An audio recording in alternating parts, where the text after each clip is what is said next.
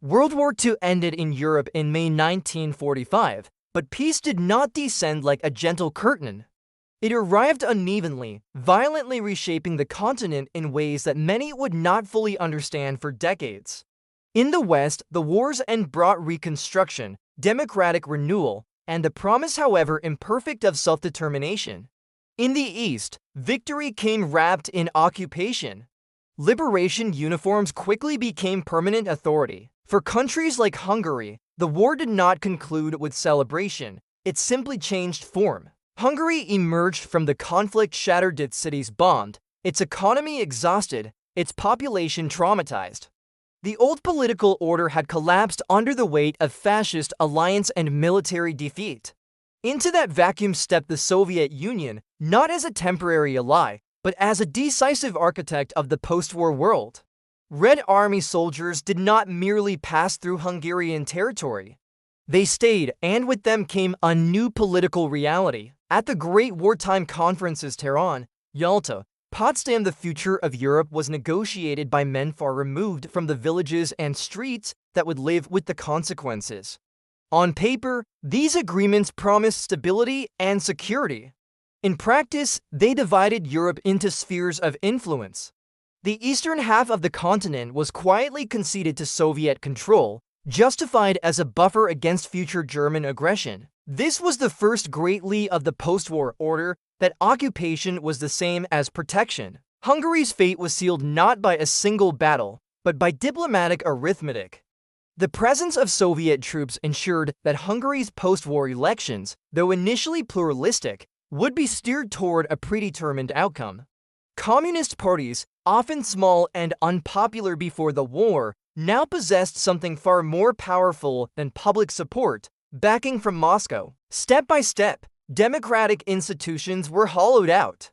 Political opponents were labeled reactionaries, fascists, or enemies of the people. Ministries were infiltrated, police forces were restructured. By the late 1940s, Hungary was no longer a defeated nation finding its footing, it was a satellite state. And yet, all of this was presented as progress. The new regime spoke the language of equality, workers' rights, and historical inevitability. It promised to erase the injustices that had led to war in the first place. But behind the slogans lay coercion, surveillance replaced debate. Loyalty replaced competence, truth became negotiable. If the war was supposedly over, why did fear now govern daily life more completely than during the fighting itself? Across Eastern Europe, similar systems took root. Poland, Czechoslovakia, Romania, Bulgaria, and East Germany all followed variations of the same script. National histories were rewritten. The Soviet Union was portrayed not as a foreign power, but as a fraternal guardian. Questioning this narrative was not merely dissent, it was treason. Borders hardened, travel restrictions tightened. Information became classified by default. Even language changed, reshaped to obscure reality rather than describe it. Citizens learned quickly that survival depended on silence. Hungary's new rulers understood something essential: control was not achieved through constant violence, but through the normalization of fear. People were not always arrested. They were watched, not always punished. They were reminded. The system relied on uncertainty, on never knowing where the line truly was. This atmosphere was the true inheritance of World War II in the East. It is important to understand that many Hungarians initially hoped this arrangement would be temporary. History had trained them to expect occupations to end, borders to shift, and regimes to fall. But as the years passed, it became clear that this was not a transitional phase, it was a permanent architecture. The Cold War did not erupt suddenly, it congealed. By the early 1950s, Hungary was fully integrated into the Soviet sphere. Its economy was reorganized to serve bloc-wide priorities. Heavy industry was emphasized over consumer needs. Agricultural collectivization uprooted rural life, shortages became routine. The promise of socialist abundance receded further into the future each year. And still, the regime insisted everything was under control. How long can a society survive when it is forced to pretend that decline is success and obedience is freedom? The psychological toll was immense. Parents warned children what not to say at school. Friends measured words carefully, unsure who might be listening. Trust, one of the first casualties of war, never fully returned. Instead, it was replaced by cautious conformity. Yet beneath this surface compliance, memory persisted. People remembered a time before ideological rulebooks dictated reality. They remembered multi-party politics, independent churches, uncensored newspapers. Most dangerously of all, they remembered that change had once been possible. The regime understood this threat. That is why history itself became a battleground. World War II was reframed not as a tragedy shared by all Europeans, but as a moral trial that justified permanent division. The message was clear: without Soviet oversight, fascism would return. Without obedience, catastrophe was inevitable. This narrative trapped entire generations inside a suspended moment, forever living in the aftermath of a war that officially belonged to the past. If you are finding this story compelling so far, please take a moment to click the subscribe button and like the video. It helps more people discover these hidden histories, and it allows this channel to continue telling the stories that shaped our world. But even as the system tightened its grip, it carried within it a fatal contradiction. It claimed to represent the will of the people, yet it feared them constantly. It claimed to have ended exploitation, yet it depended on secrecy and force. It claimed the war was over, yet governed as if enemies were everywhere. This contradiction did not explode immediately, it waited. What happens when a political order built to freeze history is confronted by a population that refuses to forget? For now, the continent remained divided. The lines drawn after World War II seemed immovable. The Iron Curtain had not yet fully descended, but its shadow was already stretching across Hungary, darkening the future. The war was over, but for Eastern Europe, peace had not yet begun. The ruins of World War II left more than broken cities and scarred populations. They left an opportunity for unprecedented control. In Eastern Europe, the Soviet Union sought not only to secure its borders, but to reshape entire societies. The result was the Iron Curtain, a tangible and psychological barrier that would define the Cold War for decades. In Hungary, this machine of power was no abstraction. It was felt in every checkpoint, every bureaucratic decree, every casual glance exchanged in the streets. Stretching along Hungary's western frontier for over 240 kilometers, the Iron Curtain was literal, as well as symbolic. Electrified fences wound through forests, sensor wires hummed silently beneath the soil, and watchtowers dotted the horizon like sentinels of fear. Each observation post was staffed by soldiers trained to identify the faintest hint of escape, dissent, or defection. Citizens came to understand quickly that leaving Hungary without permission was not merely illegal, it was nearly impossible. At first glance, the system was justified as protection. The official narrative insisted that Hungary and its neighbors were under threat from hostile Western powers, that every border fence, every patrol, was a shield against renewed fascist aggression. But this shield was directed inward as much as outward. It was not designed to defend citizens, it was designed to control them. The economic consequences of this militarized border were staggering.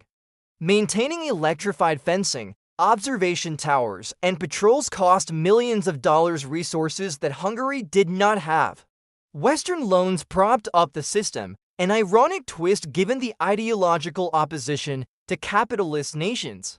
Yet money flowed in quietly, as both the Soviets and Hungarian authorities understood that appearances mattered more than economic logic. Survival required both fear and illusion. Within the country, the regime's propaganda machine worked tirelessly.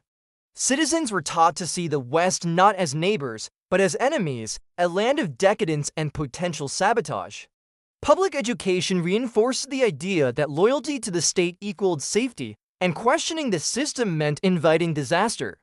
Every school lesson, every newspaper article, every radio broadcast reminded people that the Iron Curtain was there for their benefit. In truth, it was a cage they were taught to love. How long could a society endure when the very people meant to protect it treated their citizens as prisoners. Even as the machinery of control expanded, cracks began to appear. The equipment aged, patrols became predictable. Citizens learned the patterns of guards and checkpoints. Smugglers, spies, and ordinary Hungarians who had nothing to do with ideology began to exploit weaknesses in the system. The authorities responded with more surveillance, more arrests, more subtle terror, but each act of repression only highlighted the fragility beneath the facade of omnipotence. Political life inside Hungary was a careful choreography. The Communist Party claimed to represent workers and peasants, yet party membership became a survival tactic more than a matter of belief. Opportunities were rationed according to loyalty, and public displays of support were mandatory. Private conversations were dangerous. Even seemingly innocuous remarks could result in interrogation. Fear became a daily companion, and uncertainty a permanent condition. The Iron Curtain was not merely a border, it was a philosophy of governance. It taught obedience, distrust, and self-censorship. Families monitored each other, friends measured words. Every interaction was potentially a test of loyalty, and yet life went on. Markets opened, schools functioned, theaters staged plays, everything superficially normal, everything carefully controlled. Normality itself became a weapon, lulling citizens into acceptance while eroding resistance. By the late 1950s, the contradictions of the system were impossible to ignore. The country survived on subsidies it denied it needed, on borders it pretended to defend, on a political legitimacy it could not truly claim. The facade of permanence clashed daily with reality. Ordinary citizens were painfully aware of the disparity between rhetoric and truth. Economically, socially, and morally, the system was unstable, and yet it endured. What happens when a society built on fear realizes it can outlast the very ideology that created it? Even within the party, doubts festered. Some officials knew the economic strain could not continue indefinitely. Others quietly questioned the morality of a regime that justified surveillance, arrest, and indoctrination in the name of protection. But no one spoke openly. The machinery of repression ensured that uncertainty was contained and discussion forbidden. In the countryside, life was different but no less controlled. Collectivization of farms uprooted centuries of tradition, replacing private ownership with state-managed cooperatives. Farmers who resisted were branded enemies. Those who complied often lived in constant fear of arbitrary punishment. The Iron Curtain was not only a physical barrier, but a social one, reshaping the rural population as thoroughly as it reshaped cities. It is tempting to imagine that this system was monolithic, unbreakable, eternal. But reality was more complex. Human ingenuity and desperation always find cracks. Refugees risked deadly escape attempts, smuggling networks persisted, and underground publications circulated quietly, reminding Hungarians that the world beyond the fence existed and that the state's narrative was not the only truth. What happens when the pressure of decades of lies and surveillance finally collides with human desire for freedom? The Iron Curtain may have been physical, but its greater power lay in its psychological grip. It taught generations to measure speech, anticipate betrayal, and question even their own memories. Obedience became instinctive, fear habitual. The curtain may have been visible, but the deeper chains were invisible, lodged in the mind of every citizen. Yet the system carried the seeds of its own undoing. Its reliance on secrecy and deception, its dependence on external resources, and its moral bankruptcy meant that no regime, no matter how tightly controlled, could endure forever. The curtain was strong, but its foundations were weak. The more it tried to convince the world and its own people of permanence, the more fragile it became. Hungary's post-war reality, enforced by the Iron Curtain, was a stark reminder: peace imposed by force is fragile, and control built on fear cannot withstand human aspiration indefinitely. The citizens who lived behind the fence learned to survive, to obey, and occasionally to resist in ways small but profound. And the day would come when that latent defiance erupted in a way no one, not even the most vigilant guards, could fully contain. By the autumn of 1956, the tensions that had been quietly simmering in Hungary for more than a decade reached a breaking point. The post-war world, carefully frozen by the Iron Curtain and enforced by fear, was no longer tolerable. Ordinary citizens, workers, students, intellectuals, and even some party members felt suffocated by decades of lies, shortages, and humiliation. The war that ended in 1945 had never truly finished for Hungary. It had merely transformed into an internal struggle between control and freedom. The first sparks of rebellion ignited in Budapest's universities. Students demanded open political discussion, the withdrawal of Soviet troops, and the release of political prisoners. Their protests quickly spread into city streets, swelling with workers, citizens, and even disillusioned officials. For the first time, the carefully constructed narrative of control faltered. The authorities tried to quell the unrest with rhetoric, but words alone could not silence the cries for dignity. Imre Nagy, a politician with roots in the Hungarian Socialist Party, but a reputation for moderation and reform, emerged as a reluctant leader of the movement. Unlike the hardline communists, he understood that survival required more than force. It required legitimacy. He met with protest leaders, acknowledged grievances, and promised reforms. Most importantly, he signaled that he might defy Moscow itself. Could a small, embattled leader truly defy the Soviet Union and survive, or was he already signing his death sentence? In the streets of Budapest, the revolution took on a life of its own. Ordinary citizens barricaded roads, seized government buildings, and confronted armored vehicles with nothing but courage and improvised weapons. The roar of tanks and gunfire filled the air, echoing the horrors of World War II that the nation had hoped to leave behind. But now, the battle was for freedom rather than occupation. The symbolism was unmistakable. Hungarians were confronting not invaders from outside, but the ghost of a post-war order imposed upon them. Nagy announced a program of political liberalization, including multi-party elections and the withdrawal of Soviet forces. It was a message of hope, yet also one of extreme danger. The Soviets, despite international criticism and public warnings, were unwilling to relinquish control over Hungary, a strategic fulcrum of Eastern Europe.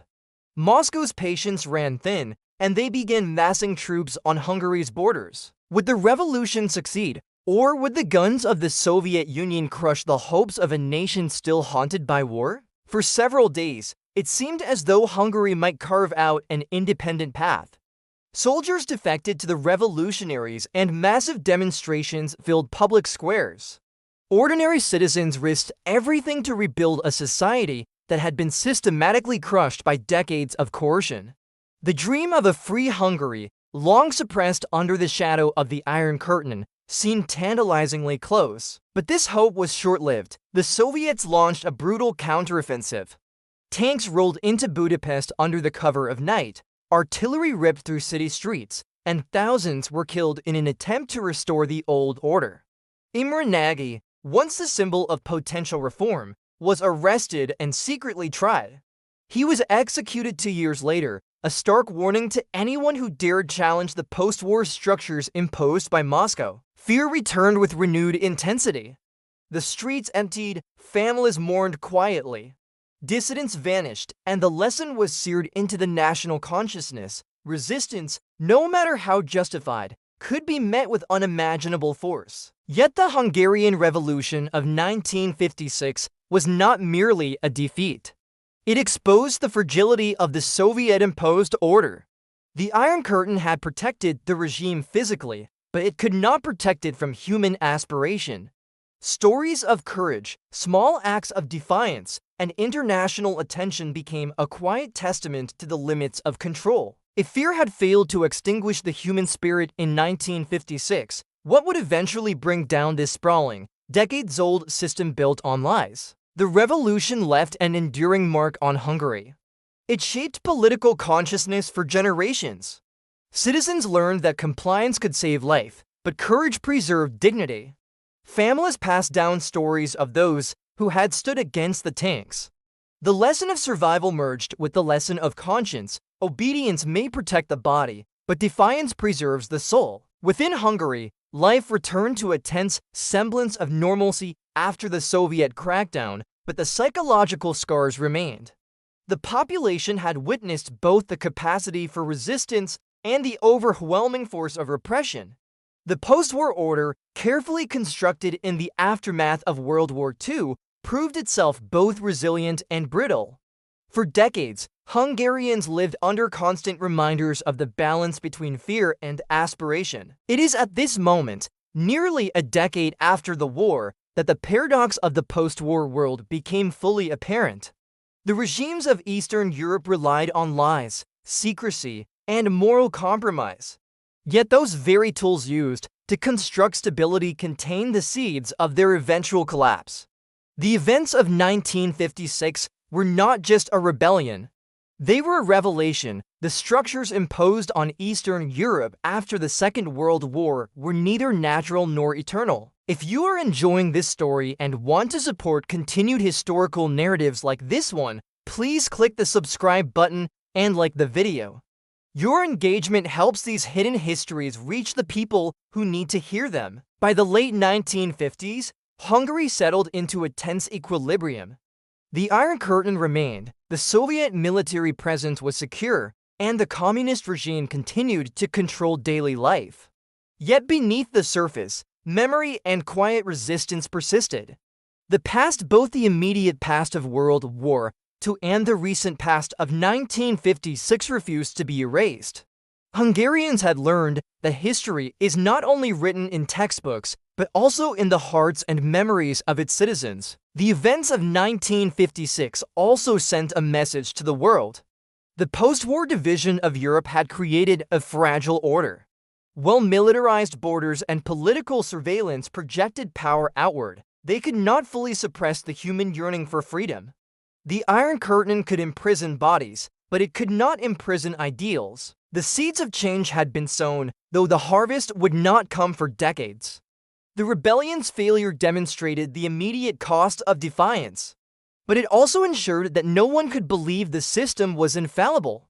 The post-war order, constructed after World War II, had been sustained by lies, coercion, and fear, but the moral weight of its injustices was accumulating silently, waiting for the moment when the illusion could no longer be maintained. By the 1970s and 1980s, Hungary and indeed much of Eastern Europe had reached a peculiar equilibrium. The Iron Curtain stood as a monument to decades of control, yet the society it enclosed was quietly eroding from within.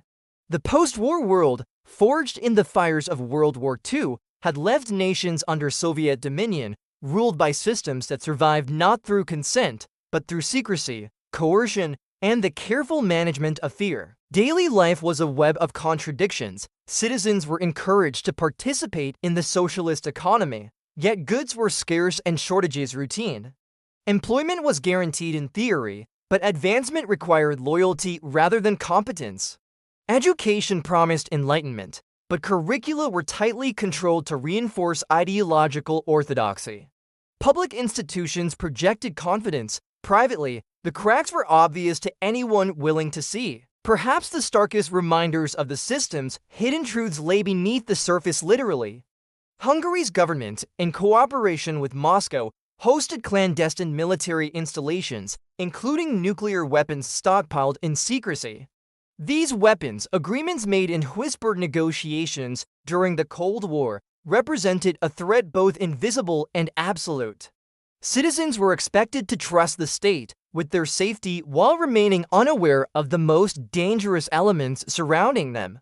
Knowledge was carefully rationed, and ignorance was treated as virtue. The moral cost of this arrangement was profound. Entire generations were educated under the assumption that the state's narrative was not only accurate but morally justified.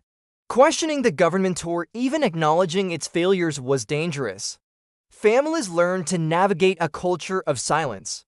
Children were warned, friends measured speech carefully, and workplaces were rife with cautious self-censorship. Trust became fragile, human connection calculated. The economic consequences were equally severe. Centralized planning had drained innovation and efficiency. Subsidized programs masked inefficiency, and resources were diverted to maintain borders, military readiness, and secret projects rather than the well-being of the populace. The longer the system persisted, the heavier the weight of deception became, until the facade of prosperity and security was impossible to maintain. What happens when a society can no longer afford the lies on which it has been built? By the mid-1980s, Hungary's population began to feel the strain more acutely. Infrastructure deteriorated, wages lagged behind living costs, and the scarcity of goods became a daily frustration. Yet more dangerous than these tangible hardships was the realization that the system itself was morally bankrupt.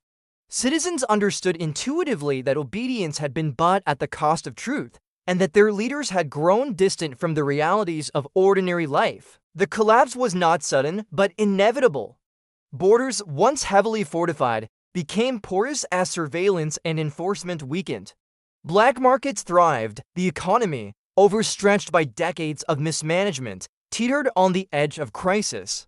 The social contract, the implicit agreement between state and citizen that had justified decades of fear, was unraveling. And while Moscow still projected authority, its grip on satellite states had weakened in the face of internal dissent and external pressure. Could the illusion of stability survive the reckoning of truth, or would decades of deceit finally collapse under their own weight? Politically, the end was approaching as well. Reform-minded officials quietly discussed liberalization. Opposition groups, once crushed, began to organize clandestinely. Ideas that had been whispered in secret now gained public momentum. Hungary, like its neighbors, was on the precipice of transformation. The post-war system, meticulously crafted and brutally enforced, could no longer reconcile its promises with reality. Yet perhaps the most profound legacy of the post-war order was moral rather than political or economic. Citizens had been forced to live in a society that demanded complicity in its own deception. They had learned to navigate fear, to suppress dissent, to accept a world in which truth was negotiable. These lessons lingered long after the borders opened, shaping behavior, expectation, and culture. The cost of survival had been a compromise of conscience, a quiet erosion of moral autonomy. When the lies sustaining a society are finally exposed, can its people reclaim the moral authority that was stolen from them, or is the inheritance of deceit too heavy to overcome? By 1989, the unraveling was undeniable. The Berlin Wall fell, and with it, the broader Eastern Bloc began to crumble. Hungary's borders opened. Political prisoners were released. Reforms were enacted. The system built after World War II, the one sustained by fear, secrecy, and the illusion of inevitability, was gone. But its effects persisted. Citizens had been shaped by decades of living under a regime that demanded both silence and belief in impossible ideals. They now faced the challenge of rebuilding not just infrastructure, but trust, ethics, and governance. The historical lesson is stark. Systems built on deception, even those that appear strong, are ultimately unsustainable. World War II may have ended in 1945, but in Hungary and across Eastern Europe, the conflict's shadows persisted for decades. Occupation and post-war division created structures that controlled minds as much as borders. They imposed fear as policy and secrecy as law. And when the truth could no longer be contained, the collapse was as inevitable as it was transformative. In the end, Hungary's story is a cautionary tale of the long shadow of war. The systems erected to secure peace through dominance instead created generations shaped by moral compromise. Yet it is also a story of resilience, of citizens who, despite repression, never fully surrendered their capacity for courage, for memory, for justice. History had come full circle. The war that reshaped Europe had never truly finished its work. It had postponed the reckoning, and when that reckoning arrived, it demanded not only political change, but moral awakening.